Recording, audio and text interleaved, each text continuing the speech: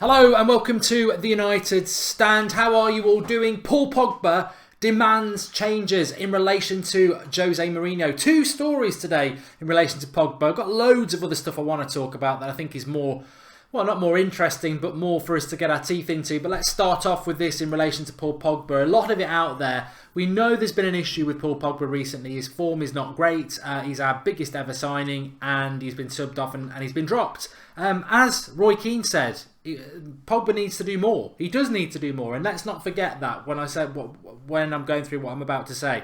However, the demands from Pogba are apparently along the lines of that he's not happy playing in the midfield 2 because he's too deep, and he wants to play on the left side of a midfield 3 like he did at Juventus, and he's demanded that change from Jose Mourinho. And then secondly, I think this has come out in like a quip in French, and it was in French, but it was France, and they've also said that Real Madrid want Pogba in the summer. Now, let me just deal with the Real Madrid rumour straight away and tell you that's a load of nonsense. Unless Real Madrid are going to pay us 200 million, considering the contract that Pogba's under at Manchester United and the fact of how the prices have gone recently, if they give us 200 million for him, then maybe Manchester United would listen. But are Real Madrid really going to throw 200 million pounds at Paul Pogba at the way he's playing at the moment? So there's nothing in that. And I don't really think Pogba wants to leave Manchester United anyway. But I agree with George Carl. Pogba needs better players around him, 100% on that. In relation to the second thing, that Paul Pogba has apparently asked for a tactical change so he can play in a midfield 3. We don't have the players to play a midfield 3. We did this on the United Stand a week ago. United don't have a midfield 3 that they can play. A best bet would be Matic holding with Herrera to the right and Pogba on the left. Herrera's not fit. That's if Mourinho could get Herrera playing like he did last season, which he seems unable to do for some reason. So it would be Fellaini, Matic and Pogba. Forget it. I'd rather put a bag of cement in the midfield. So it's going to be McTominay, Matic and Pogba. Well, McTominay's not ready. So it's going to be Carrick, Matic and Pogba. Come on. That just doesn't work. So I agree that Pogba in a midfield 3 is a good idea, but we haven't got that third midfielder that we should have probably got in January that we're going to have to wait till the summer to get. So I think it's absolutely nonsense.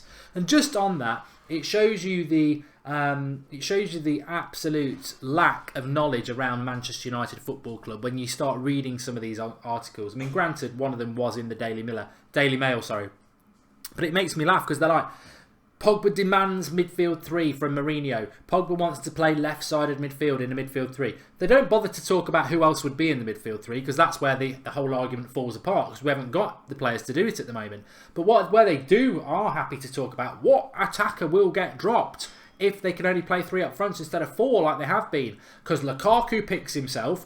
Why? Sanchez obviously will play because he's a new signing. Agreed. And Lingard can't be dropped because of his scintillating form this season. So it will have to be Martial. And I think, have you actually watched Manchester United this season? Because you clearly haven't. Lingard's scintillating form this season. What, the 3 or 4 games he had over Christmas where he was like brilliant? I don't remember Lingard being good in August, September, October, November. And I don't remember him being good for the last 4 Premier League games. So this myth that they perpetuate about Jesse Lingard just because he's bloody English. Martial has been scintillating this season. Granted, last couple of games not much so. But if we're going to play a front 3, it's Martial, Sanchez, and Lukaku should be being pushed out of the team by Rashford anyway. I mean, the reality is, I just think Lukaku played well against Newcastle at the weekend, but he's been pretty average for 3 months. And I think he's average because he's not being pushed. He knows he's playing every week. Mourinho said it in October. He stuck up for Lukaku because the home fans had a little bit of a go at him because he wasn't doing enough. And Mourinho came out and said, well, Lukaku's basically undroppable. We've got a young lad who set the world on fire in relation to Marcus Rashford. Debut goals, looked like he was going to be brilliant. Under Mourinho, he's played a lot, but he's played out of position a lot. He's played on the wing a lot. I want to see Rashford playing up front. And I don't think Lukaku justifies playing every single minute of every single game. Marcus Rashford, a year ago, we were saying, oh yeah, he can be one of the best strikers in England. He's not playing as a striker, he's playing as a bloody left winger. He needs to be playing up front more, and Lukaku needs subbing more and rotating more, because then Lukaku will get a kick up the backside. I think Lukaku's problem at the moment, and the reason Lukaku's not developing as quickly as he should be, is because he knows he's playing every week. Every player will respond if they know that they've got competition, but he won't play Rashford there. He uses Rashford as competition for bloody Martial. Martial's a really good left winger, and we've just bought another one in Sanchez. You know, so Rashford's got to be a forward. Play Rashford up front, and this brings me on to something else. I was thinking about this today. We're all confident what players we want to get rid of from Manchester United. But what are can you name 5 players at Manchester United that, you know, forget status, because performing on Instagram doesn't mean you perform on the pitch, Paul Pogba and Jesse Lingard. I want 5 players from you that really encapsulate what Manchester United's all about. Yes, their form might addict, but when they're on the pitch, they encapsulate what Manchester United are all about. Because I could go beyond 5, but there was 5 that really came to mind. Rojo, maybe not the best player, but he fights. You know, when I think of Manchester United, you've got to have talent, and you've just got to have passion and fight for that shirt. Rojo, Eric Bailly when he's fit. Valencia always gives 100%. David De Gea, definitely. I know he's a goalkeeper, but he definitely gives 100%, and he's got the talent. And Marcus Rashford. I think Marcus Rashford can be a top quality player for Manchester United if he's allowed to develop. I mean, let's not forget about Rashford. He's only 20 years old. She was only 14 years, you know, he's only 20 years old, right? And he's been... I'm not happy about what's happened with Rashford. I've not thought about it that much until this afternoon, to be honest. But I'm not happy with what's happening with Rashford. He was scintillating when he burst on the scene. Debut goals everywhere. Fast, talented, and these are his development years. We've seen Januzaj get messed up in his development years under Van Gaal. Rashford needs to play up front. He's a centre forward and he's been put out on the left wing. I don't agree with it. Rashford needs to play up front, but Rashford is a player that when he plays for United, granted his form's not been great, but he gets it and he works hard and he is a talented player. I love it. Everyone says, oh, you live up Anthony Martial's backside. Well, he is my favourite player, but I wouldn't put him in the 5 players that... I wouldn't actually put Martial in there as a player who passionately lives, breathes Manchester United. I don't think he's there yet. I think that he does go a little bit quiet and subdued at time. Definitely Pogba does. Herrera used to be, but he's gone missing this season, so... that would be my 5 anyway. Rashford's been poor, says Tubes. Yeah, he has. I think he's struggling for form, but... is it Rashford's fault? I said it last season. I said this a year ago. Marcus Rashford's not a left winger. And a year on, we're still using him as a bloody left winger. He's not a left winger. I know Martial could be a forward, but Martial is a left winger. He can play there and he plays there really well. Marcus Rashford's not a winger. He's not a winger. He burst on the scene as a centre forward under Van Gaal because we had nobody else, and that's where we played him. And then under Mourinho, because he's wanted to play Zlatan and Lukaku, he won't play him up front, so he puts him on the wing. And we're all meant to be really grateful because he's getting minutes for United, but actually he's going backwards at United because he's playing out of position. How could Martial be there for United when he is treated like a youth, says Carl Thompson. Mourinho lacks Pogba in a position. Pogba needs to float, says Adam. Mark, is Jose paid by City? Because everybody who should be playing except Jose is killing the flair and excitement. That's from Mark. Look, I'm going to have to admit this. Look, Manchester City are playing fantastic football at the moment, and I don't like to say that. I've called him Pep Fraudiola in the past, and I still do. But they're going to win the title, and it's embarrassing that we're 16 points behind them, and the football we play is rubbish. But what I will say, and the reason I do call him Pep Fraudiola, is because everywhere he's been, he's had it on a bloody plate. Barcelona, he had Messi and money. Bayern Munich, he had, everyone wins the league at Bayern Munich. I could win the league at Bayern Munich. And Man City, he's had open checkbook and inherited great players. The reality is, as much as people want to get on to Jose Mourinho, I'll guarantee the situation with Man City is very simple. As good as they are, and they're very good, their football's brilliant, and I'm very envious of it. I can't argue with how they play football and the goals they score.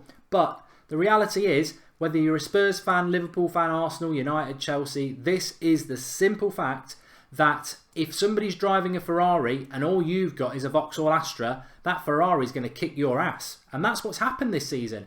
Pep Guardiola may have a great brand of football, but it's not really tested because he's been given the best car with all the trims, and it's just sped away because He has all the resources. Nobody else has them. If Mourinho was in the Ferrari and Pep Guardiola was in the Astra, Mourinho would win it. And I know a lot of United fans want him out and all that, but I'll guarantee you, Jose Mourinho with an open checkbook would run away with this league. Absolutely run away with it.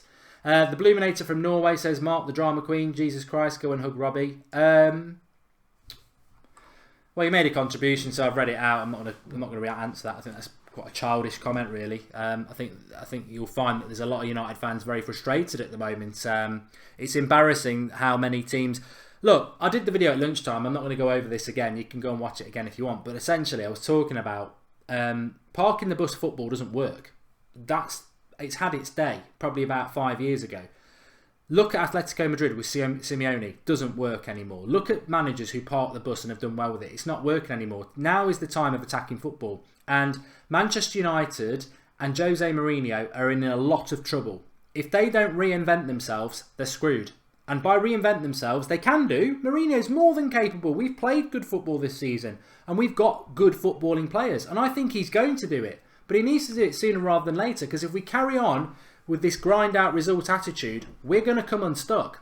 Let the horses run free. That was his line way back against Swansea in August. Let the horses run bloody free, Jose, and everything will be fine. Everything will be fine.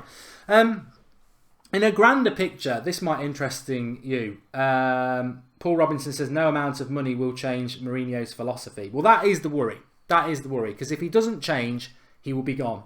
He will be gone. Whether I back him, whether you back him or not, if Mourinho carries on with this football, he's finished at United. Definitely. It won't win anything. That's why. I think if he was winning things, he might get away with it. And I say might because the United faithful are very, very, very adamant on the way United should play. And don't underestimate that. They are. There's a certain way that United should play. And they must play that way because of the history of this club. It's very important to the United faithful. So he'd be struggling anyway. But the reality is, as I said a couple of minutes ago, park the bus, grind out football is archaic. It doesn't work anymore because teams swarm the defence. They don't just put two up front and then 4 and 4. They'll chuck 4 players to swamp a back 4. And like I said at lunchtime, quick fire, you can be 2, 3, 4 down. And so your parking the bus thing doesn't work. You've got to be expansive yourself. You've got to deal with the press. You've got to have quick attacking players and you've got to move the ball quick.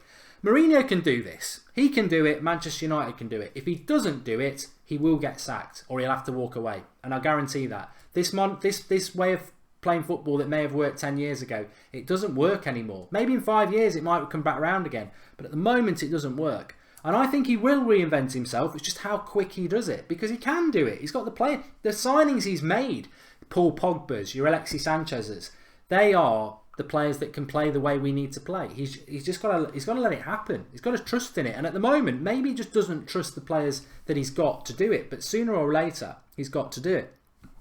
In a more grander scheme, that guy says, let's be honest, Klopp, Guardiola and Pochettino would have United playing better. Well, they'd have United playing better, yeah. Whether they'd have us in a better league position is up for debate because we are... Well, I don't want to talk about the lunchtime video because I want people to go and watch it after this, but it's called Deadwood United and it covers all that. I've got topics for tonight. I'm not going over old material, but watch that video. Anyway, what I did want to talk about is the... Biosphere says it's Jose or Pogba out. Thanks for the contribution. I hope it isn't. I hope it doesn't. Lion Pride says watch us struggle in Sevilla. We will struggle in Sevilla. We will struggle in Sevilla if we go and play how we have been playing recently. We've got to go on the front foot.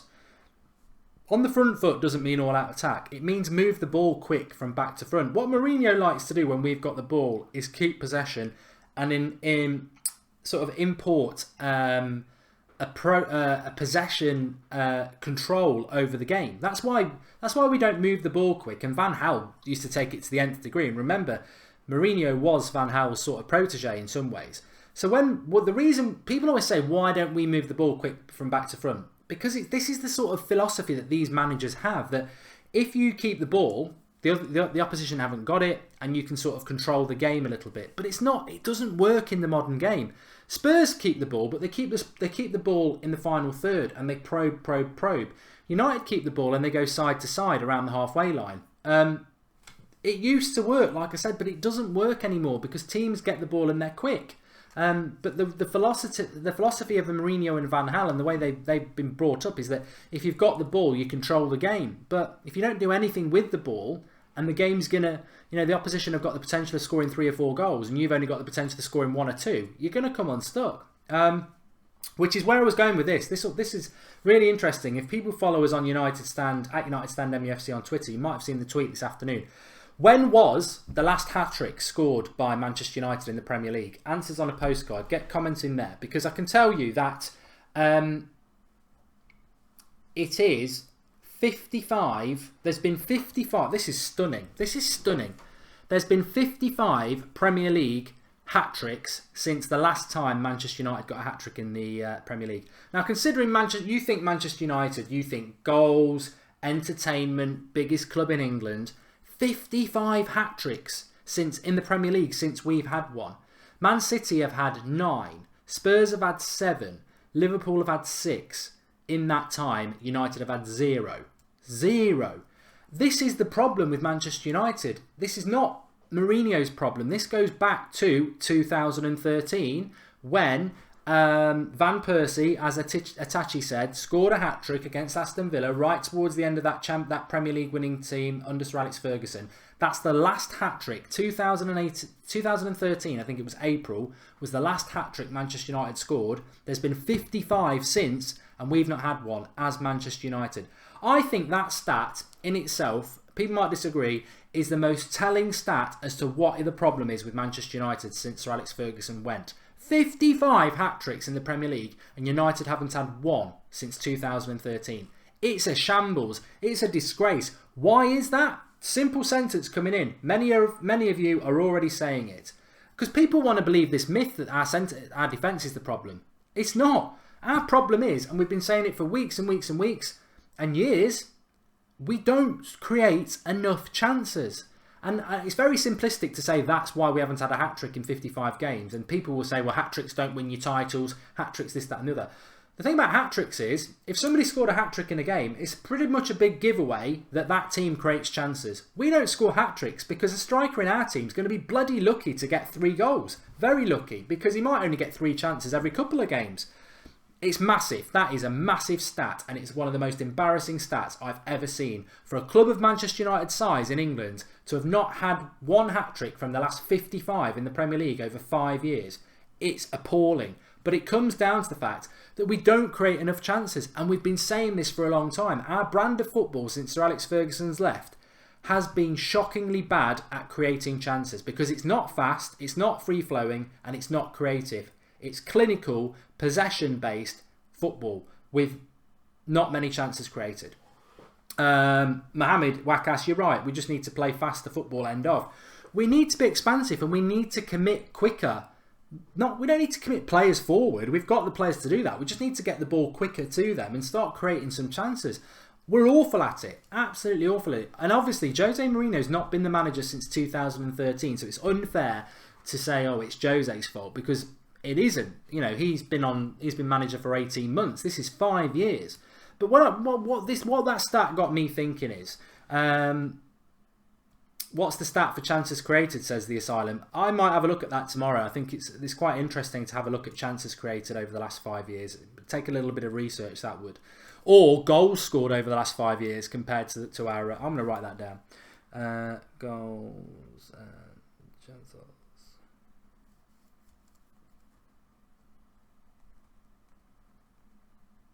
But it is very, very interesting, because this got me thinking. What about the thing that really got me thinking is, because I think it's just so easy to just say, oh, Mourinho out, Mourinho out, Mourinho out. Did Jose Mourinho walk up to Manchester and demand the job? Well, he might have done, but we had to give it to him in the first place. And I've seen people tweeting out tonight, oh, Sir Bobby Charlton didn't want Mourinho, we should have listened to him. But Sir Bobby Charlton wanted Moyes. So there's always an agenda, isn't there? Oh, Sir Bobby Charlton is Mr. Manchester United. He is. He's the greatest ever footballer. Sir Bobby Charlton is a living legend. And by all accounts, he didn't want Mourinho. And maybe he'll be proved right on that. But he did want Moyes, and he was definitely wrong on that. So I don't like those sort of statements, because there's always two sides to it. But it did get me thinking further in relation to that, is that Sir Alex Ferguson, even people like Ron Atkinson, obviously Sir Matt Busby, Manchester United have always played a certain way of football. Always, pretty much, for most of their history, it's been a certain brand of football. Attacking football is what you think of when you could think of Manchester United.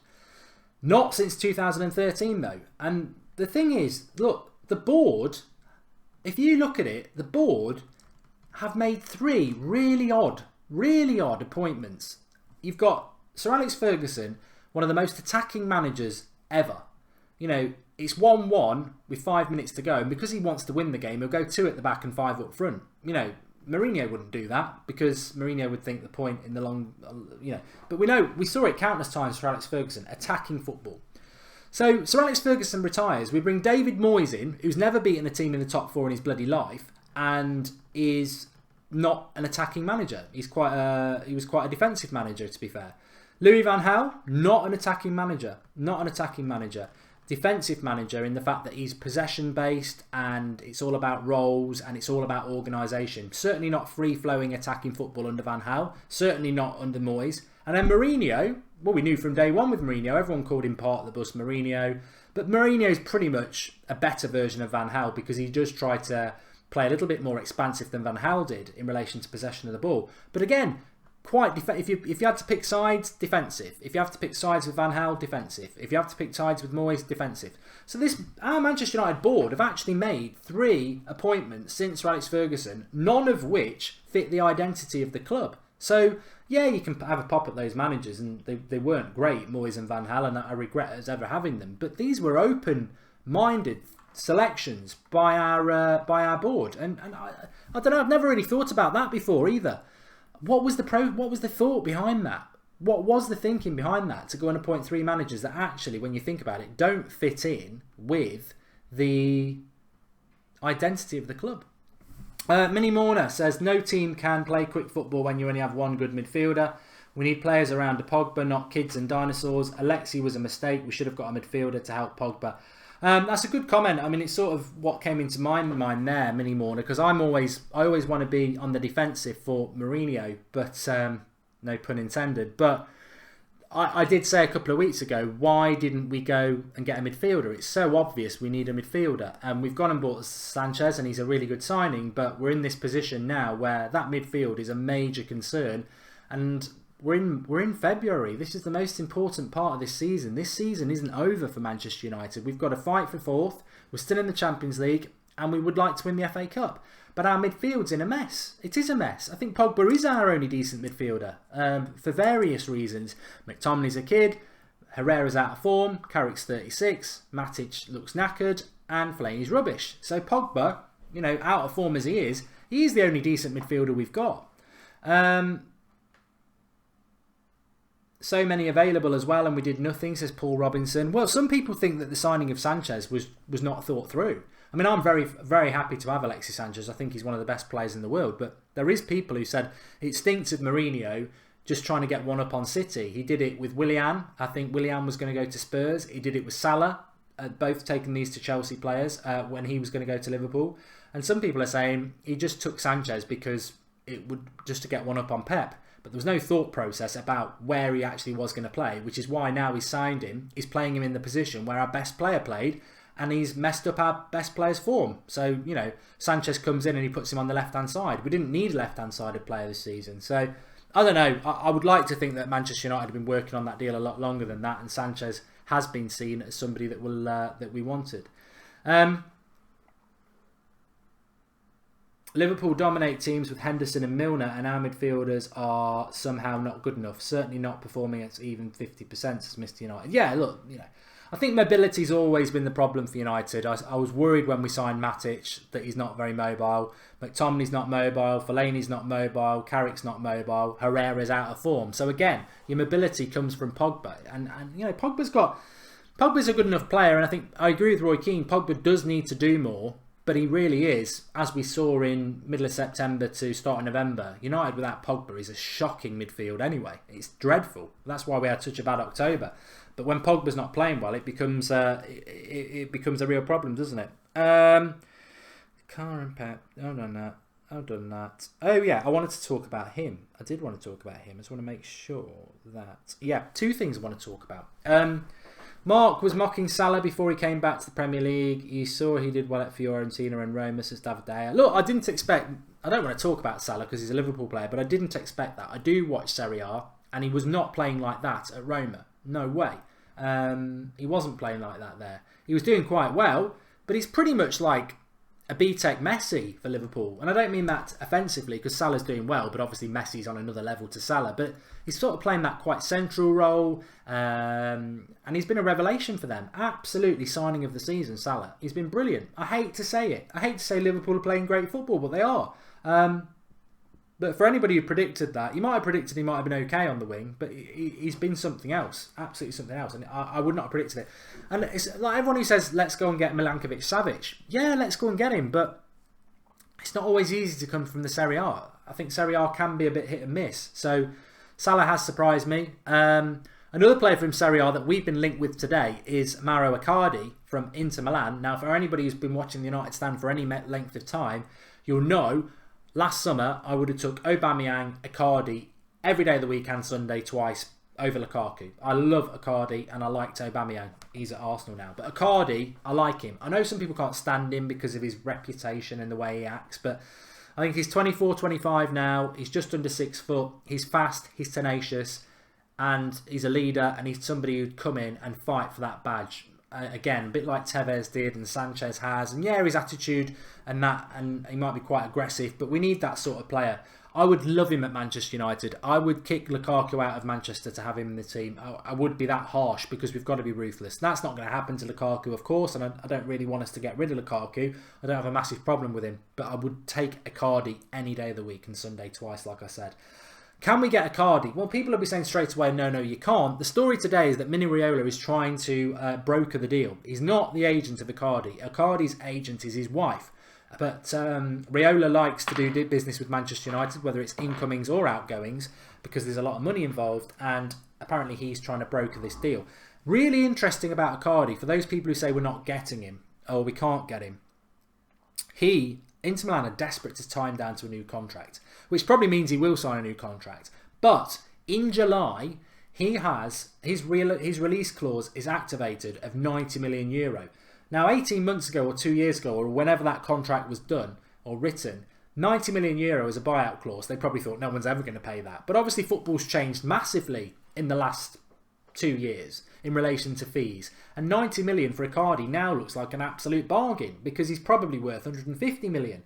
So Icardi is available for 90 million in the summer, and Manchester United should be pushing to get to the front of that queue. I agree, Real Madrid are probably more likely, but we should try because he'd be perfect for us. I don't know whether we'll go for him though, because I think Mourinho may stick with this silly stubborn attitude, I don't need any more attackers. But when there's somebody available at that price who's better than what you've got, you should go for him. Jordan says he's not the answer. I like him. I do like him, and I make no apologies about that. Eric Bailly's back for Manchester United. Really important that is. There's a chance he might play against Sevilla next week.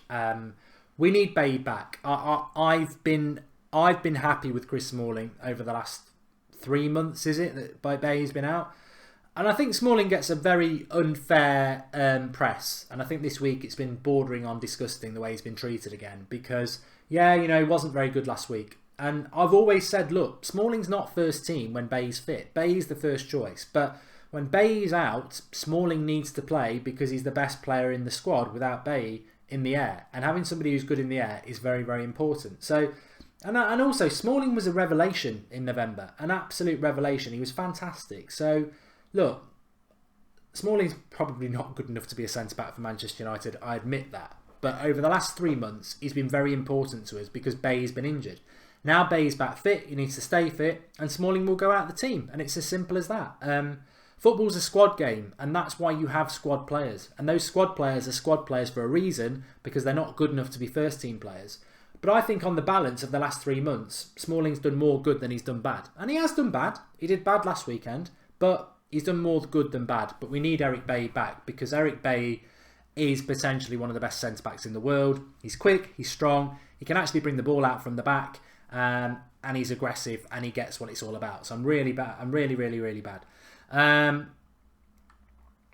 Bailey returning means more internal competition at centre-back. Can only be a good thing, says Mr. United. I'm worried Pogba will leave. If he leaves, then we are a mid-table team, plain and simple, says Owen Brevet. I think the club would probably get rid of Mourinho over Pogba, to be honest, so I'm not too worried about that. Matteo Seven's right. Bailey needs to stay more fit. No point in missing 3 to 4 months of the season. And both Jones and Smalling need to go, says Sulai Jang. The list of people that need to go is getting a bit big again, isn't it? I mean, Roy Keane was devastatingly blunt about Ashley Young, but then Mourinho came out and said he's very happy with him. Jose needs to go. We are an attacking team. Jose has reversed that, says Louis Payne. I don't agree with any part of that, but I do realise that a lot of people are starting to get fed up with Mourinho. But I think the second part, that's to say that we're an attacking team and Jose has reversed that, is wrong, because when were we...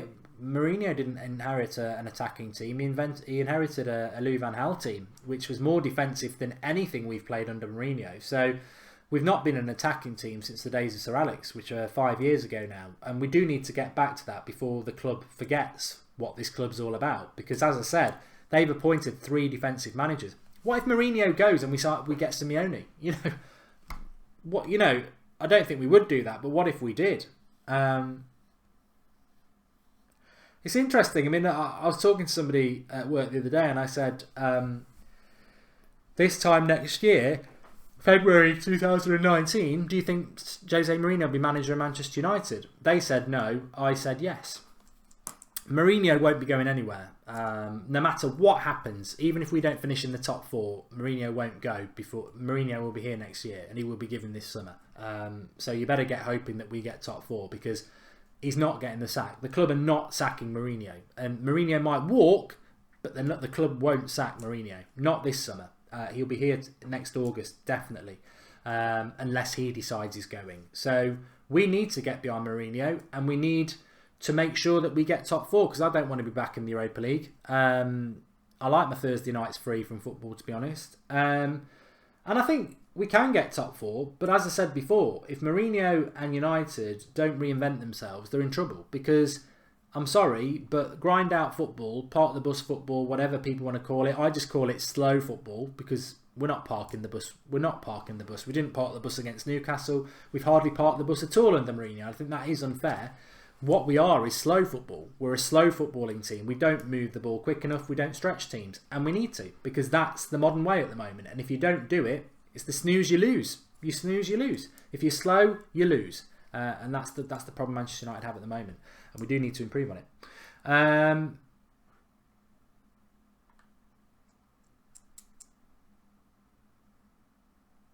C_ says, I think our recruitment needs to improve. After this summer, we would have signed about 10, 11 players in 2 years. Momentum Stock says, do you think Mourinho might walk? Carl Watkins is tired, so he's off. Have a good night, mate.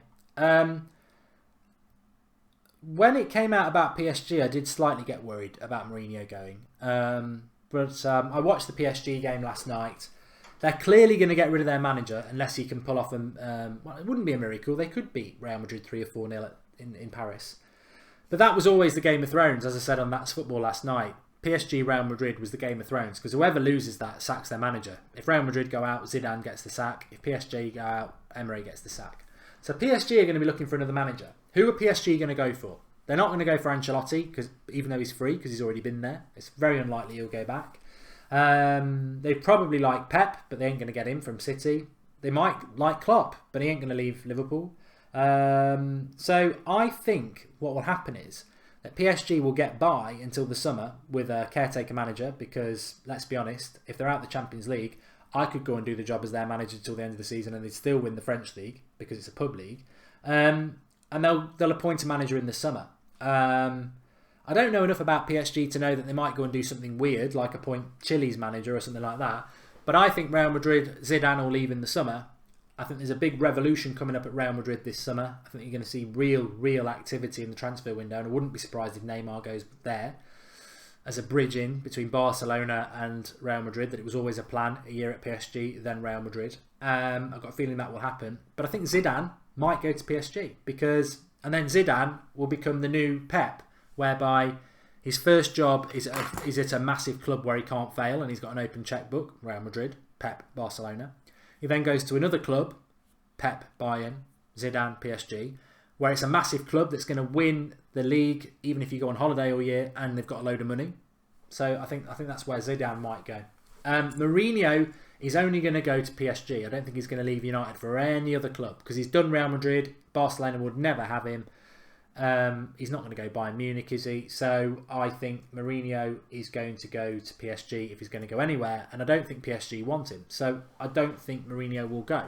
I think Mourinho will be sacked or walk away from United, and at the moment, why would he walk away? Because he hasn't got anywhere else to go. And United are not going to sack him. They won't sack him. I'd love Roy Keane to come into the club as an assistant to Mourinho. I think the club lacks somebody like that who gets it and is aggressive. Mourinho's become quite passive aggressive, and I don't think he's going to change. And I think we need somebody who sort of gets it. Not that will happen. Stephen Drizaldi says, I think Jose will walk at the end of the year and goes to PSG. Paul Robinson, this is a good question and I'll put it out to everybody. He says, sack Mourinho if not top 4 with this team.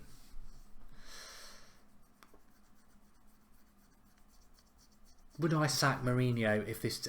I can't answer that question because I'm Mourinho in, as many people know, and also I don't know what's going to happen between now and May, and that would make my mind up because at the moment, if we missed out now, I'd say no, don't sack him because we had a really good January and we've had good bits this season, and I still would be looking for the summer. If over the next 3 months we play the same sort of football we've been playing for the last couple of weeks, and he doesn't change it, and he does mess around with Martial as he has done, and he does mess around with Pogba, and we aren't creating chances, and it's the same old thing, I don't know. The honest answer is I don't know. I'd like to say no, I wouldn't want him to be sacked because I don't want him to be sacked. I want him to do the job. I still believe he's the right manager. I just think he needs to realise that old way of playing football is done. He can reinvent himself. It's very easy. He's got the players to do it. He's got the fans. The stupid thing is, if it wasn't Mourinho and the way we know he plays and the stubbornness, I would be saying, this is ridiculous. You are playing opposite to the way the club want you to play. You're playing opposite to the way the fans will react.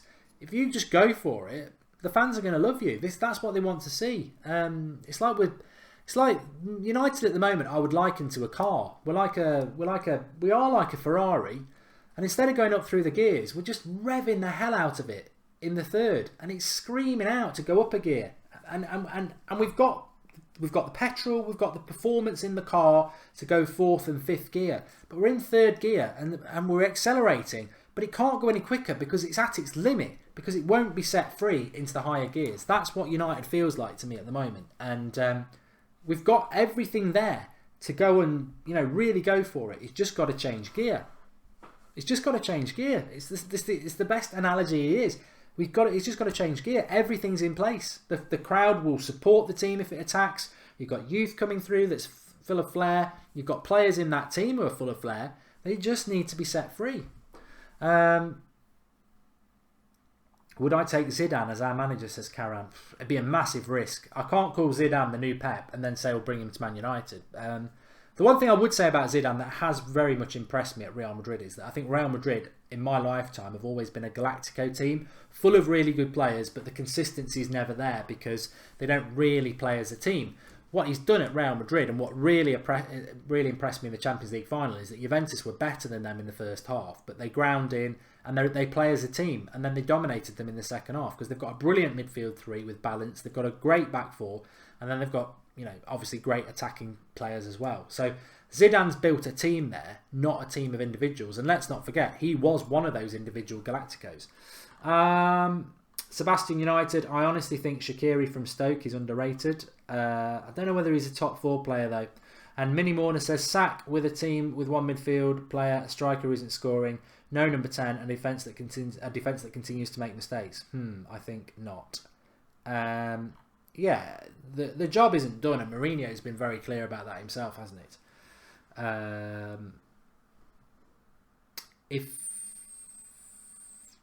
I'd love. Oh, here we go. I'd like to read this question. Boris Rado 1984 says, I'd love Pochettino in United. I want to see what he's capable of doing with financial backing. Look, if Mourinho walks, we can have that conversation. I don't think he is going to walk, and I don't think the club are going to sack him. So we back him. Pochettino would be a risk though, because one thing I would say about Pochettino, it's like everyone thinks Pochettino would come to United and win things, but I think Guardiola would. He'd relish it. I think he would relish Pochettino coming to Manchester United, because he'd still have the massive advantage of an open checkbook and a team full of world-class talent. And Pochettino would have a rebuild to do at Manchester United, because he wouldn't want a lot of these players that Mourinho's got, because they don't fit in with the way Pochettino wants to play. So he'd have to do a rebuild again. I mean, this is the thing about changing the manager. It's another rebuild. And a manager rarely comes in and hits instant success. So if Mourinho did go for whatever reason, we'd be starting the clock again, and we'd be like, in 3 years we're going to win the league, and it'd take Pochettino a long time to get United right, because it would need a lot of work to start doing the system he plays. On top of that, things I haven't liked about Pochettino is in the cups, where he puts reserves out and prioritises the league. Also, he's never won anything, and that matters. It's when you've won things, it's a different psychology. Chelsea game's going to be massive, Ali Zed. He says, what do you think the score will be? I think we'll beat Chelsea. I've said that for weeks. I think we'll beat Chelsea. And I think we'll beat Chelsea because the crowd will beat Chelsea, like they did when I was at the game last April. Nobody expected us to win that. The team that Mourinho selected wasn't the best, but the formation and the tactics were brilliant, and the crowd responded to it. I think the crowd will win us that game. Zidane has great players, but impressed with him last night. PSG tried to hold on to a draw. Zidane took a big risk and went for the win. Have to admire that, says Lynn Hall. Yeah, like I say, I have been impressed with Zidane, but he has got the resources as well. And I'd say the same with Zidane as I said with Pep. I'd love to see Zidane go to a club that's not massive with loads of money and see if he's really a good manager, because we can all play FIFA on easy mode. I want Pep at United, says MA. I wouldn't want him at United. The only reason I'd want Pep at United is if they were going to give him an open checkbook, because then that would guarantee we're going to win the league. But our club will never do that.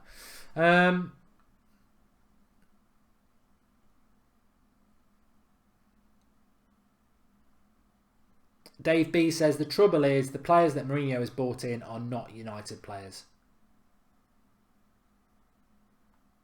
Interesting from Mike D. He says, my friend's dad works for a parent company of football agents, Neymar and co, and says he's off to Madrid, Salah to PSG, and Courtois or De Gea to Madrid. I don't think Salah's off anywhere. I think you're wrong on that. I don't think Salah's off anywhere. And Cal Davis 14 makes a very good point, and I can't defend this one. He says, the depressing thing is Madrid still attacked yesterday when they were 2-1 up. We'd go defensive, and we would. We know that. We would. We'd park the bus, and we would. We've seen it. We've already seen it. We've seen it with Van Gaal. He used to do it. We'd get 1-0 ahead, and he'd sit back, and we've seen Mourinho do it. Whatever the score, if we're ahead with 20 minutes to go, it's in his psyche to defend it. Ooh, caught it. City is a one-season wonder, bring Pep, says Naroy. Mourinho mourns for the crowd being quiet. Oh, sorry, Sahur, you typed it wrong. He says, Mourinho moans that the crowd are quiet, but he's the one who's causing the boring football, and that's why people aren't excited. I seriously doubt Pep would ever join us, says Krishna. Good. Pogba should play CAM with Sanchez and Martial, sign a defensive midfielder in the summer. And would you take Thomas Tuchel, says Evidor Rahman. I wouldn't take anybody over Mourinho at the moment.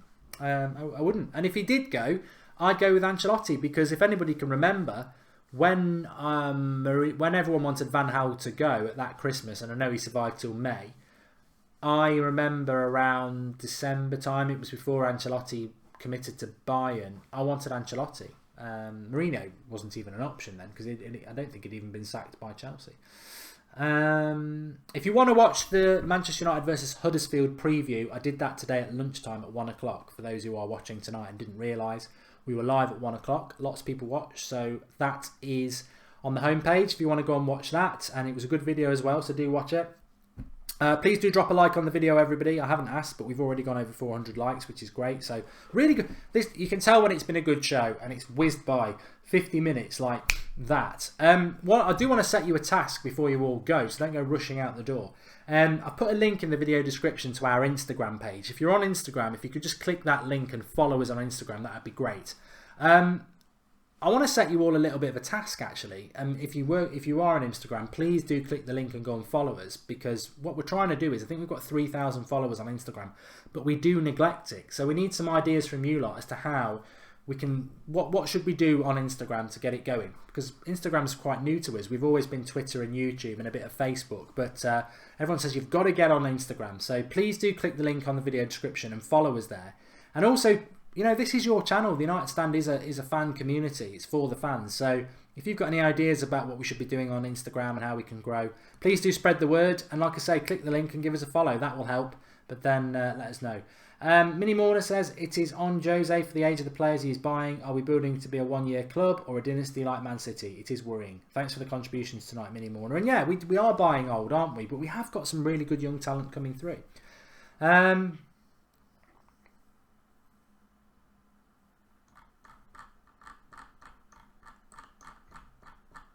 Yeah, so please do click the link in the video description for Instagram and follow us. And if you could just put us some comments on the video about any ideas that you've got for us, that would be great. A little bit of news if you're American based, actually. It looks like we'll be in New York in the second week of December this year. So if you are American based and you fancy a United Stand join up, that looks like it will be going ahead. Let me have a look here. Apparently Sebastian United has left us a comment, so I just don't want to miss that.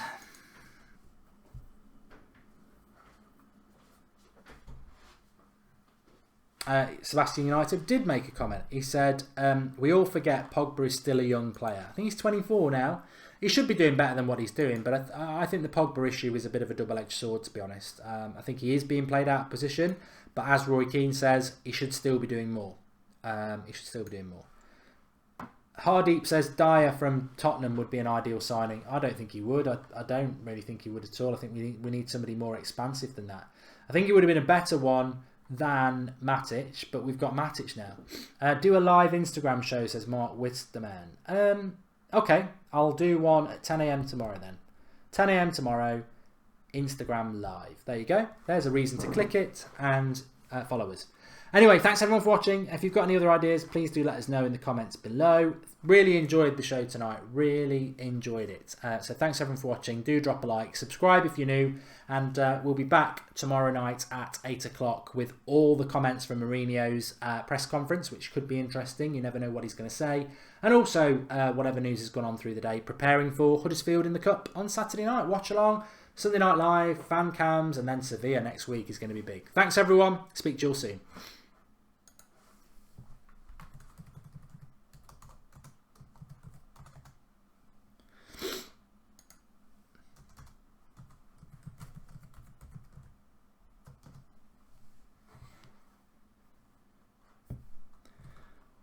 What's